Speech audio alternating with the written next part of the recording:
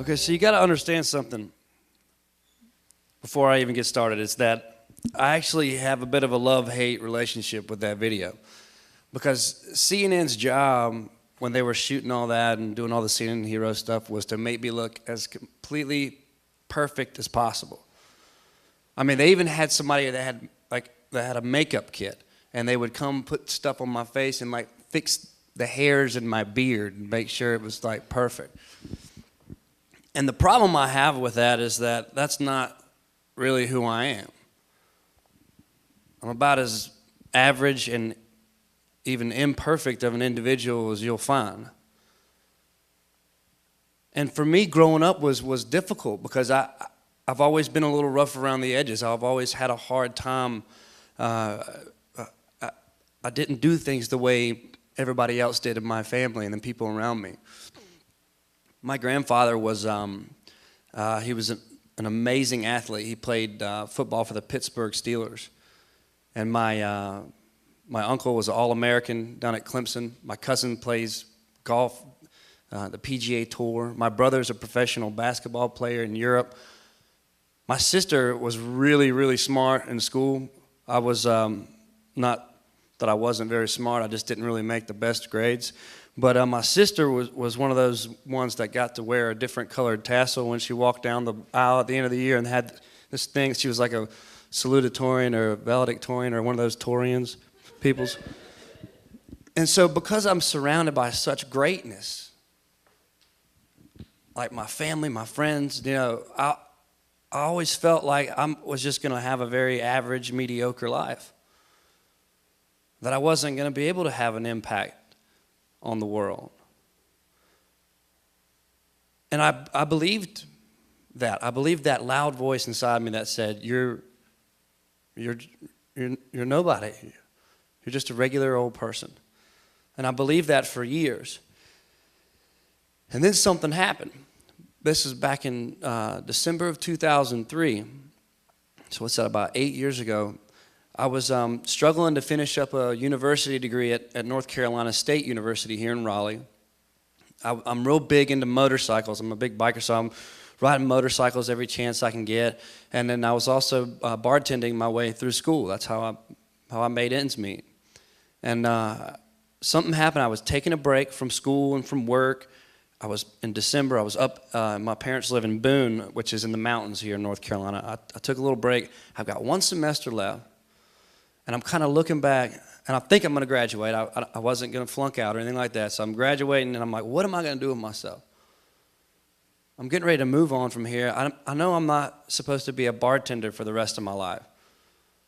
You know, but also I'm getting a degree in communications, and I didn't really even know what that meant. The only reason why I chose that degree is because when I went in the beginning of university and asked my advisor to tell me the different degrees, she showed me like the breakdown and the demographic and like the girl to guy ratio. And in communications, it was like 80-20 girls to guys. So I was like, oh man, that's awesome. That's what I want to study right there. And so I took communications solely because there's more girls in that. So I'm like, what am I going to do with a communications degree? Am I going to be one of those people that gets a little earbud and talks to people on the phone all day long and communicates or whatever? And so I was really kind of stressing out, like, man, like, what am I going to do with myself? And it's really strange. I can't explain how or why it happened. But I'm sitting in my bed one night, and I'm having a hard time sleeping, and I had this phrase over and over in my head, wine to water. Wine to water. And I'm kind of tossing and turning. I got up. I keep a pad and a pencil near my bed because I'm also a bit of a musician. I like to play guitar and write songs and stuff. And so I'm thinking, you know, who knows, maybe that can even be a song. I don't know what's going on with my head. I'm writing down wine to water with a big question mark underneath it. And I wrote, well, what's the deal with water? Is there something I'm supposed to know about water? And on top of that, wait, in that backwards, wasn't there some really cool dude a long time ago that did like the other way around, right? So I'm kind of freaking out a little bit, and I'm just learning how to use Google at this time, right? This is 2003. I'm just kind of picking it up. So I go downstairs to Google, and I type in water issues, water problems, water whatever. And the whole page filled up with all this information. And I remember seeing some pretty big numbers. I remember that one of the first things I clicked on said 1.1 billion people in the world don't have access to clean water. And I remember looking, I'm like, this Google thing is jacked up. Man, that is not right. Because I'm not a math major, but if there's only 6 or 7 billion people in the world and one of those billion don't have access to clean water, then I'm sure that I would have heard about it and we would all know about it. So this is not right. So I kept searching, kept looking. Sure enough, over and over, UN report after United Nations report, over and over. Over 1 billion people didn't have access to clean water. And then I kept scrolling down more, and I found out that water was killing more children in our world than anything else. HIV/AIDS is number 2. Malaria is number 3. Water killed more than both of those combined together. Yet receives very, very little funding, very, very little research, and very little exposure in the media, where the others receive about 80% of all the funding and all the research and a lot of exposure. And so something happened that night that was, I really don't know how to explain it, but for the first time in my life, I really felt, maybe passion is the right word, I felt passionate about something. I felt like this is something that I don't know really what kind of impact I can have as just a regular old dude, but I want to do something about this because it doesn't seem like anybody else is doing anything about it. And that's not right. And so I filled the rest of that pad up, that whole page up, with the concept for not really an organization. I didn't really think that far ahead, I don't think. I just filled it up with a way that maybe I can raise some funding for this crisis by doing these wine to water events. And so within a month and a half of that night, I went back to Raleigh and I held my very first event. And y'all got to remember, I've never even been to a fundraiser before, much less ever put one on myself. But I decided to give it a shot. And I used the resources I had around me. I knew I was a good bartender. Because the thing about bartending that I loved and what I felt like made me a good bartender, it had nothing to do with the drinks and the food and then all that. Being a good bartender was all about how you related to other people. If I had people that wanted to come talk to me and hang out with me at the bar or at the restaurant, then I would have regulars, and then I would be successful. It had nothing to do with how, what the food tasted like or how good I can make a margarita or whatever. It was all about the relationships with people, and I loved that. And I thought, you know what? I've got a lot of resources at my fingertips. Yeah, I may not be Brad Pitt or Angelina Jolie, and I may not have $1 million, and I may not be as smart as my sister, but I've got something going for me. I think that I can use the things that I am good at to make a difference. And so I decided to try it. And I held one event called a wine to water event a month and a half after that night. And it was a huge success. That night, I think we raised over $6,000. And then there was another restaurant owner at that event that said, hey, can I have one of those in my restaurant on the other side of town? Like next month. And I'm like, sweet, yeah. So a month later, bam, another one. And then people all around town started finding out what I was doing and getting involved in it. And even if they couldn't come to the event, I had this little P.O. box set up and they could send me checks in the mail. So, which, actually was crazy because at the time I didn't even have nonprofit status. So I may have even been doing something illegal. I'm not really sure. But I'm okay. I didn't go to jail or nothing. But I got all this money that goes in this account, and I'm literally sitting on tens of thousands of dollars in a matter of months. And then I was like, oh my gosh, how in the world am I going to get this money over to the people that need it?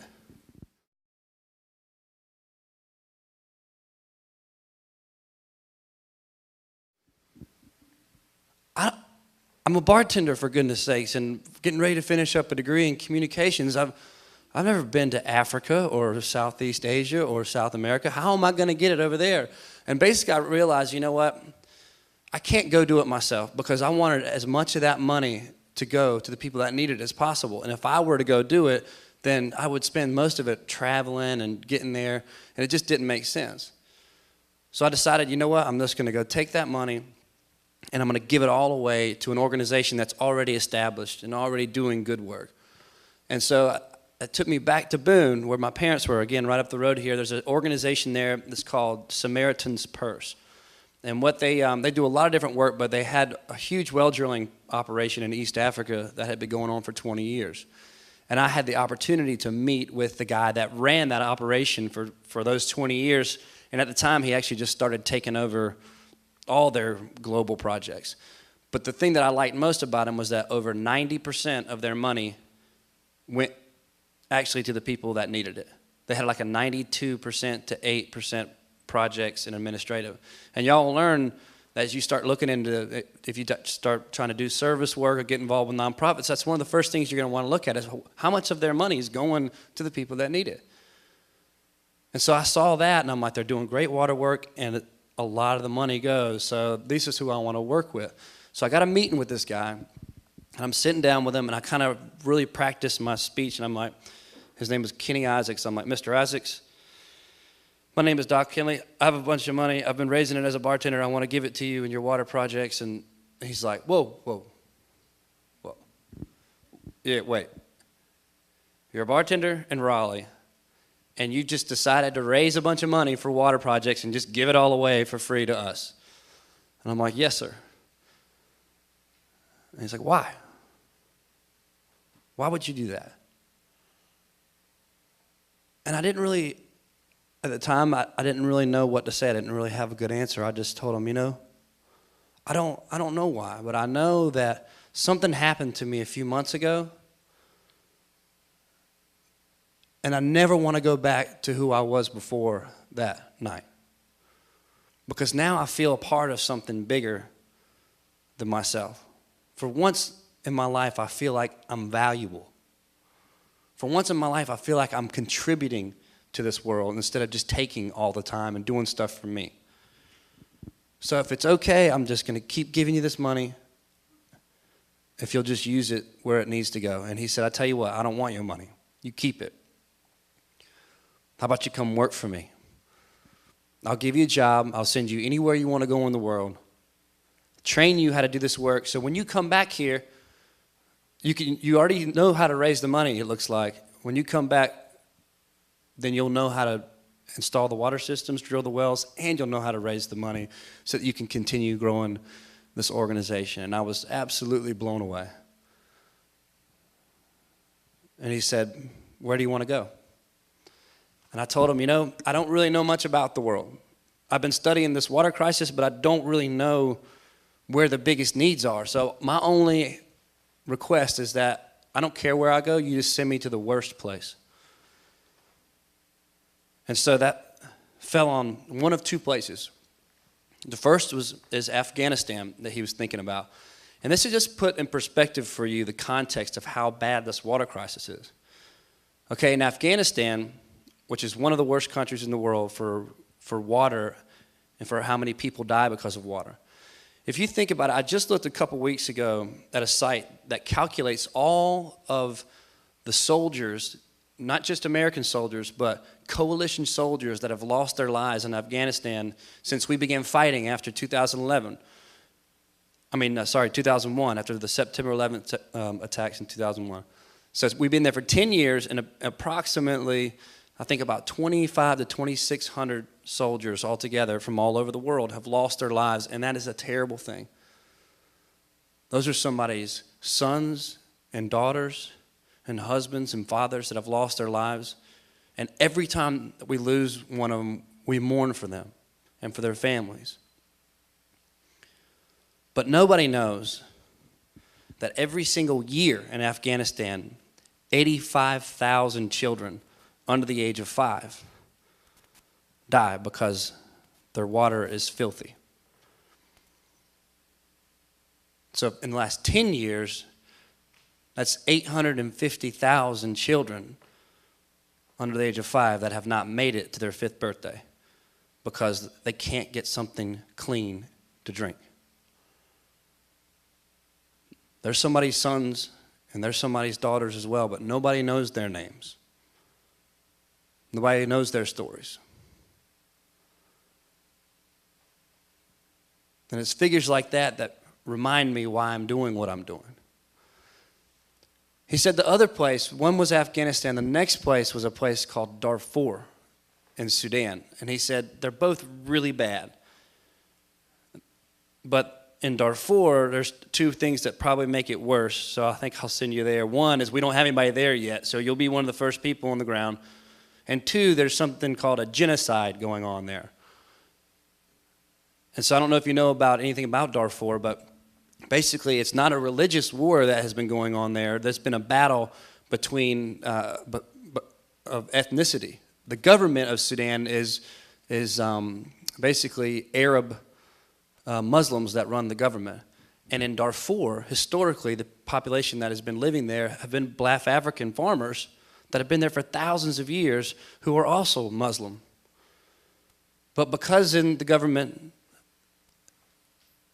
in Sudan, they decided that the black African Islam was not good enough because they didn't have any Arab in their blood, they armed a group of militia down there called the Janjaweed to go and kill as many as they could. Hence, that's why it ended up becoming a genocide, because it was sheerly ethnicity why these people were dying. On top of that, the ones that survived were living in these huge refugee camps and having to walk hours and hours and hours through dangerous territory to get water that was filthy. So he said, I think that's the worst place. You want to go there? And I was like, yeah, sweet. Make it happen. So that's the place you see behind me here. This is Darfur. This is the very first camp that I decided to work in when I was on the ground. This camp is called Marla Camp. There were 10,000 people living in those kind of shanty-looking huts or tents back there in less than really like a kilometer square radius. They were living basically on top of each other, 10,000 people. And it's the women and the children's job to walk and get water. They had to walk 4 hours every day to get their water. And again, like I said, when they walk out of these secure camps, it's no longer secure anymore. So when bad things happen to women and children, it's on that walk. And so I didn't know what I could do. I still hadn't been trained on anything up in this point except for how to play guitar and how to communicate at school. But I knew that, all right, I need to keep these people from walking, and I need to figure out a way to clean their water because the children have been getting sick. So I figured out a way just through going to some United Nations meetings. I figured out a way to get a big water tank, a huge tank that held about 2,500 gallons of water, and I put it right in the middle of the camp. And I began trucking water from the nearest well, clean water, to that tank. And I thought to myself, okay, that at least alleviates the walk, keeps them from walking, and they have clean water now. But that's not sustainable. I can't keep trucking water into this tank. So I need to figure out how to get a well drilling machine to come in here, maybe and drill a well right in this camp. But the problem was it happened to be located into an area. Marla was in a spot called a United Nations no-go zone. So when I got on the ground there, I looked at a big map, and there was these circles on the map with lines through it, and it would say UN no go. And I remember asking the United Nations worker, I'm like, what does that mean? He's like, well, it means the UN can't go there because it's too insecure. There's too much fighting. And I'm like, well, there's people there. Look, there's a place in Marla. There's 10,000 people there that need help. I'm like, you can go there if you'd like, but we can't because it's too insecure. So I'm like, yep, sweet, that's where I'll go.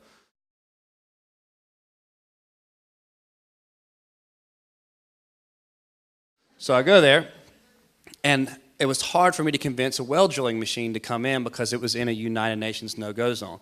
So that was my first roadblock that I hit.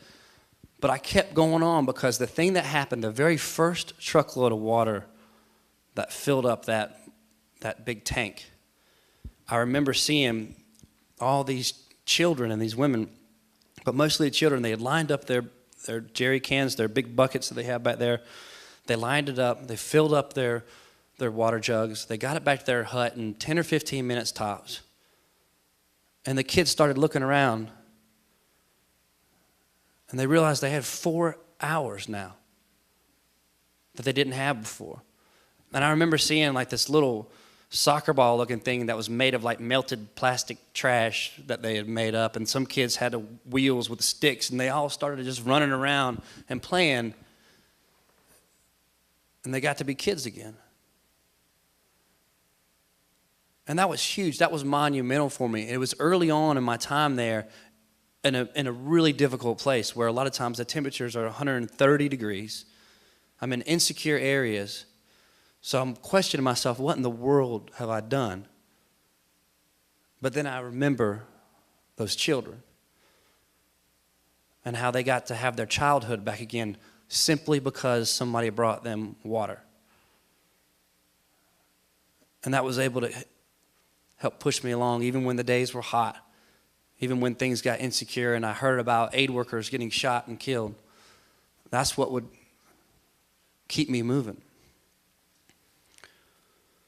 So I told you these areas were insecure, and in order for me to work there, I had to actually work with these guys. So I remember I told you there's a group called the Janjaweed, which means in the local language, it means evil horsemen. Those are the people that the government gave a bunch of money and a bunch of weapons to say, go kill this entire local African population that's been there for thousands of years, kill them all because of their ethnicity. Well, these guys, after a while, this started to happen, decided, you know what? We're not going to allow our women and children to be killed and raped anymore systematically by our government. We're going to stand up and fight. So they formed rebel groups to fight against the government. The problem is that they didn't trust anybody. Not just the government they didn't trust, but they didn't even trust aid workers. Because they didn't know that aid workers weren't just going back and giving away their locations and their information to the government. And so the problem is even though I like to think of those guys as being the good guys, they actually killed just as many aid workers as the Janjaweed. Which is why the areas that they held were considered no-go zones, because they were very, very insecure to work. Because these people didn't trust anybody. But I noticed something when I got on the ground there. I noticed aid workers, I got to do a lot of work, not just water. I wanted to do it all. I wanted to experience what it was like to get people food, to get people those tents back there, to make them have better housing. I wanted to learn the whole process. And one of the things I witnessed was a lot of big organizations would go into these camps, and they go in the truck and they kick food off the back of a truck for a bunch of people and get out of there as quickly as they could. They were in and out, in and out. And I'm like, if I was in their shoes and somebody and I needed some help and somebody just came and threw a bunch of food at me or a bunch of stuff and left and never got took the chance to get to know me, I probably wouldn't trust anybody either. And so I did something a little different. I would go right into these areas, and a lot of times what would happen, I'd drive up on the road, and there's usually a child soldier who watches the roads in and out of these areas, and they'll jump down with an AK-47 and shoot a warning shot in the air to stop the truck. And they'd come up and tell us in Arabic, you go away or whatever, or what are you doing here? And I would have my translator until I learned to speak Arabic pretty well. I would say, take me to your commander. I want to meet your commander immediately. Sometimes they would argue, and I'd say, no, you take me there now. And so I'd go find this guy right here, and I always knew he was the commander because the commanders of each local group, they have this thing hanging around their neck, which is a satellite phone. So that means they're the go-to guy. They get information if there's an attack or whatever. So I would go to him, and before asking him, hey, look, I want to do some water work with your people or whatever, before any of that, I would sit down and say, hey, you mind if you take me back to your home village or to your hut? And can I come over and hang out and have dinner with you? That's paraphrased, of course. But can we go over and can I come hang out with you? And every time they would be taken back like, huh? Yeah, I just want to come meet your family. I want to come hang out in your village. And their whole demeanor would change because they're always really, really hard. Like, they'd brighten up and you see a big white smile and they'd say, yeah, Okay. And I'd go there, and I'd park my butt in their little village for a couple of days. They'd slaughter a goat, and we'd have a big fun time. And then they realized that I'm just a regular guy that's just trying to do some work because I took the time to get to know somebody and build a relationship with somebody. And you know where I learned that? From back in the restaurant and the bar business. I learned there were two types of bartenders. There's the kind that they just did the same thing. They made drinks really fast. They tried to get you in and out of there so they can make more money. It's all about the money. But I actually really enjoyed the people part of it. I really enjoyed hanging out and talking with somebody and get to know them. And so all I did was just take something that I had already and just apply it to something else. And it worked. I was able to work in both there's two main UN no-go zones. I was one of the only guys there in the beginning that was able to work in both areas without getting thrown in prison much. I got thrown in one time, but it wasn't very long. And I was out of there real quick. But what I keep asking myself sometimes is why? Why did it take a struggling university degree student and a bartender and a musician that I'm really not even that good. I like to play a couple songs here and there. Why was I able to have an impact in these areas? And I think it's because there's too many just regular average people out there. There's too many just normal people out there who have been made to feel just like I was, that I can't do anything in this world. So it's only a small group of people with a very similar mindset that actually take a step out and are encouraged. You can make a difference out there. You go ahead. But the rest of you, nah, I mean, you can stay here and sit at a desk and have, the normal life, but you can't make an impact on the world around you because you're too normal. And I think that's why. Because our world does a great job of discouraging instead of encouraging the regular people. I'd like to tell you that Marla had a happy ending and that we were able to get a drilling rig to come drill a well. But after about a month of trucking water, I did secure a drill rig, and I finally convinced somebody who was about as crazy as me to come and work and drill a well there. And just before they were getting ready to leave, the government came in with these helicopter gunships, and they bombed the whole camp. And then the Janjaweed came back on their horses and took care of the rest. And so it didn't have the happy ending as I'd hoped. I learned a lot in that time and throughout some other hard things that I had to deal with. Not long after that, there was quite a few attempts on me and my men's life because we were working in these areas and we're saving these people. And that same group, the Janjaweed, they hijacked my convoy and pulled. I had two cars, and I was driving the car in the back, and they pulled out all my men, and they were trying to pull me out, but I had the door locked and my window cracked. But they had all my guys out on their hands and knees, and they were smashing them in the head with the guns. And my translator was stuttering so bad because he was so nervous that he couldn't translate what they were telling me and screaming at me. And so they're getting ready to shoot one of my men. And finally, because he wasn't able to translate for me, I finally just spoke what Arabic I could. And I was like, Malish, Malish, Malish, Alhamdulillah, Alhamdulillah, Malish. I just said what I could over and over and over. I'm sorry, I'm sorry, I'm sorry. But praise the Lord, but I'm sorry. Over and over in Arabic. But I'm using their terms, their words. Alhamdulillah, praise Allah. But I'm just saying these things over and over, and he just looked at me, and he's like, what is this dude speaking my language for? That's crazy. And he yelled at one of his guys. They put the gun down, and he told my translator, who later told me when he finally calmed down.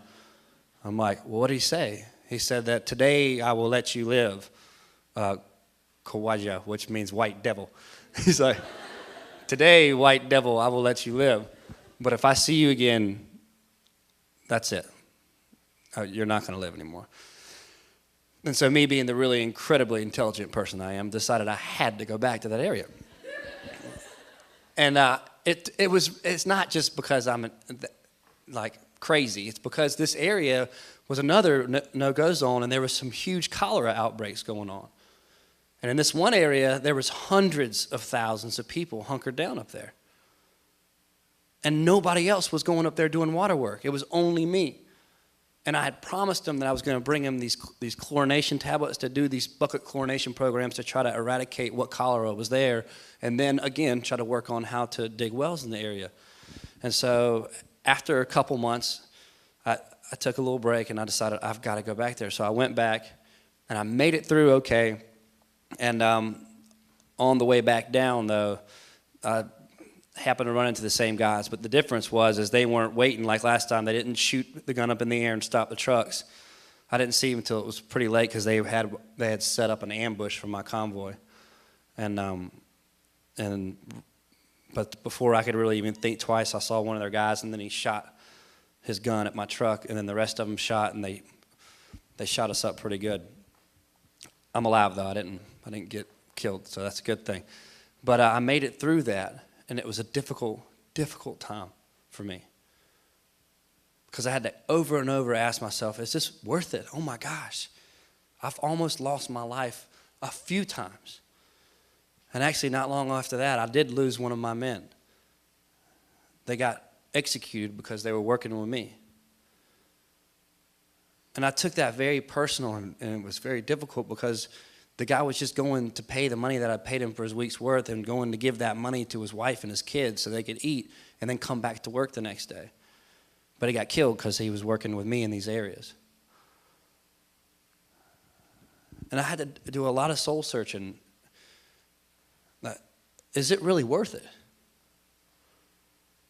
I mean, I could go back home and I could sit down and play a mediocre guitar, and I could, work in a restaurant, and I could just go back to being normal, right?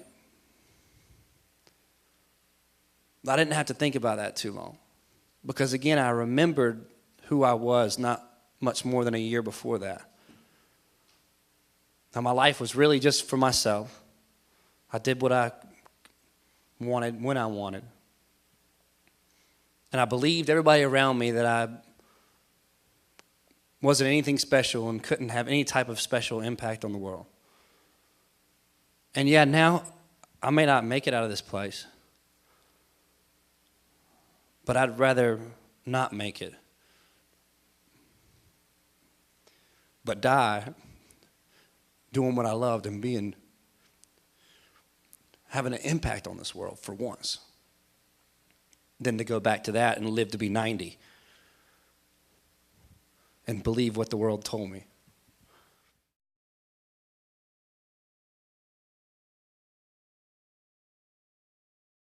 One of the things I took away with me not long before I left Darfur, I never was able to buy a really expensive drilling machine like some of these other organizations had, because I had some money coming in, but I never had the millions of dollars like these big organizations.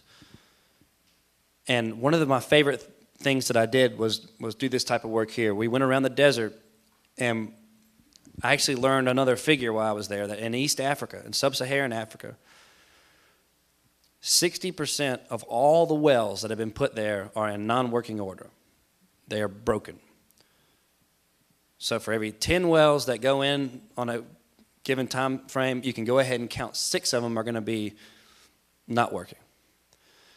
And I started going around the desert with my guys, and we had tool kits, and we started fixing these wells. And we could have the same impact that these other organizations cost $7,000, $8,000, $9,000, $10,000 sometimes to drill a well.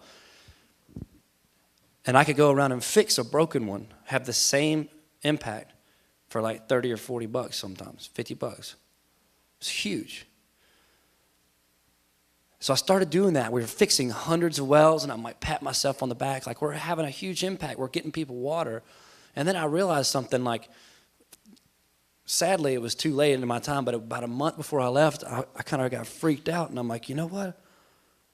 They're just going to break again if I leave. And I can't stay here forever.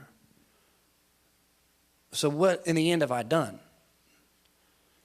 So as quickly as I could, I had my guys, and I started training them on, like, let's buy more toolkits And when we go into a certain area, let's try to train some local leaders on how to fix the wells in their area and show them what parts usually break and how to fix it, so that when we leave, they have the tools and the training and the resources necessary to be a part of fixing their own water problems.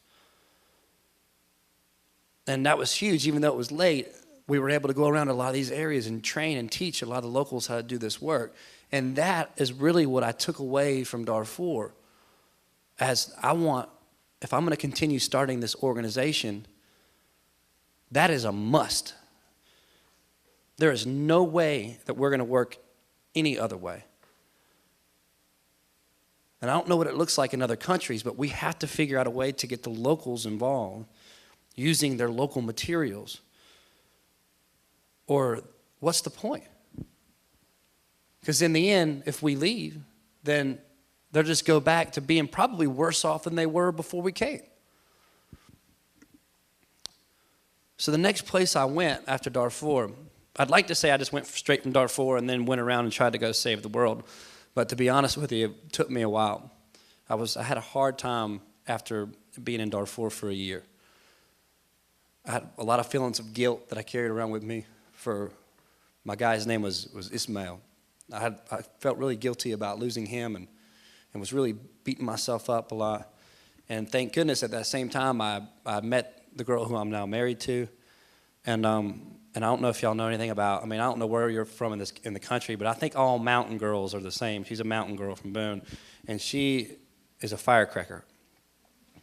And she wasn't about, when we started dating and then when we finally got married, wasn't about to let me go hanging my head and kicking dirt. And you're thinking, man, I can't.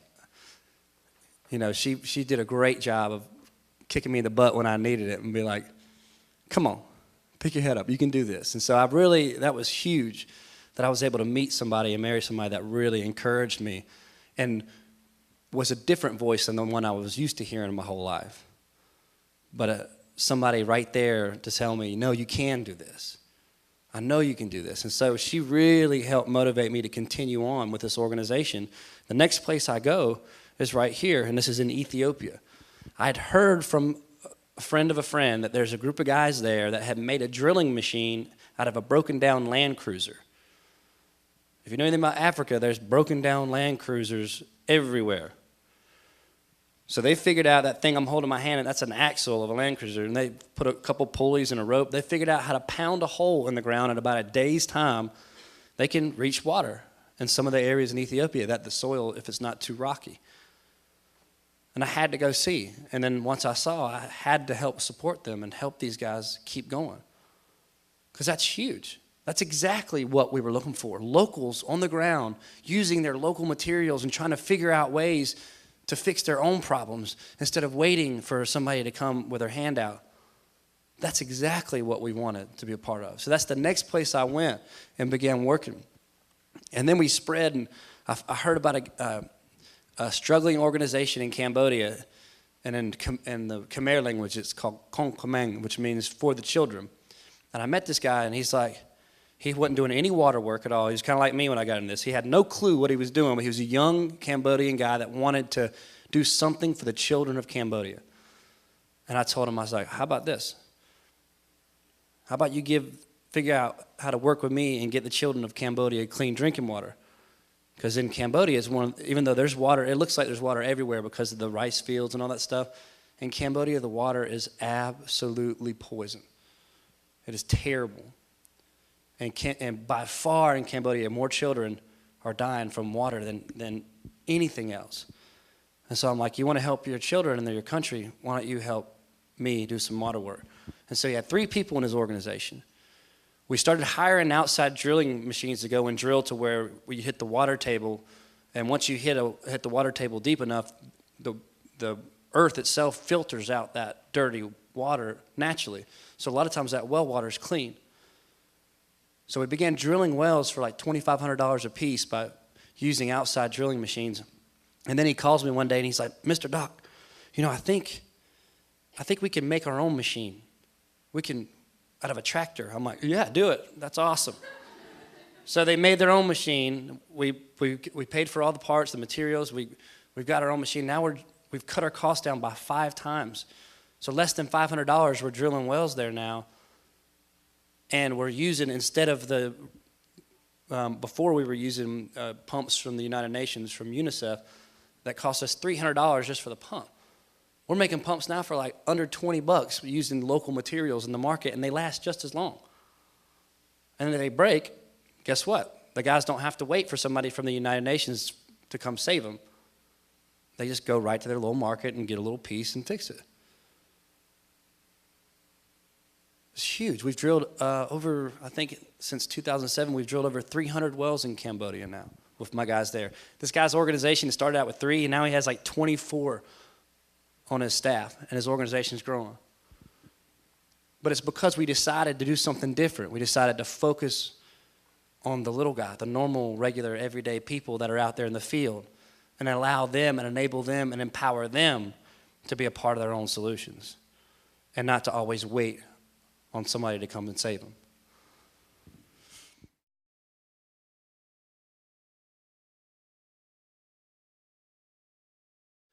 By the time we were in Haiti, we were in 8 other countries. So we began spreading around the world, and things were going really well. Between this time, I had gotten the award with the CNN Heroes group, and people began knowing what we were doing, and things were going great. And then at the beginning of last year, actually in Uganda, when I found out about the earthquake in Haiti and how bad it was, and I shot down there immediately. And it was one of the toughest things I've had to deal with since Darfur. I thought that I would never in my life be a part of something that had affected me the way Darfur did until I got to Haiti. And there was a lot of things there that churned my stomach that made me sick that I don't need to get into. But one of the things that I will happily get into is the fact that when I first landed, I was able to get an airlift into Port-au-Prince right after the quake, and I landed and I saw all these pallets and pallets and stacks of bottled water. That was one of our responses to water, was to send hundreds of millions of bottled water to Port-au-Prince. And the reason why that was so very difficult for me to see is because, and it seems like with every other field, whether it's HIV/AIDS, whether it's malaria, whether it's education, we've made such progress. We've realized with HIV/AIDS, you can't just go to somewhere in Africa and drop off a box of condoms and say, have fun with that, now you're going to be good to go. No, you got to work on a behavior change. You got to work on education and teaching. You actually got to put forth some effort to make a difference. So in all these other sectors, we're starting to realize that, yet in the largest humanitarian crisis in our lifetime, probably in the history of this country, and maybe in recorded history in the world as far as the amount of deaths and the amount of destruction, who knows? Our response was to send down bottled water. You had 1.5 million people displaced in Port-au-Prince. You need at least 4 bottles of water a day to survive, at least 4. Y'all can do the math and see how quickly that would run out. And then guess what? Right about the time that water runs out, we've already moved on to something else. The media doesn't talk about it much anymore, and there's no more bottled water. And all those empty plastic bottles are just trashing the once beautiful port of Port-au-Prince is now smoldering plastic, melted plastic bottles. And not only that, but the people were worse off than where they started. And I don't know what to do with that. I have no clue what to do with that. Because for me, it's like, I know that I'm not a real doctor. They just call me doc. So I know I'm not the smartest guy in the whole world. But my goodness, I'm smart enough to realize that that is not the fix. And so it's things like that that keep me moving, so that I can keep doing exactly what I'm doing right here and talking to other people that I'm sure probably feel sometimes just about as normal and regular every day as I do.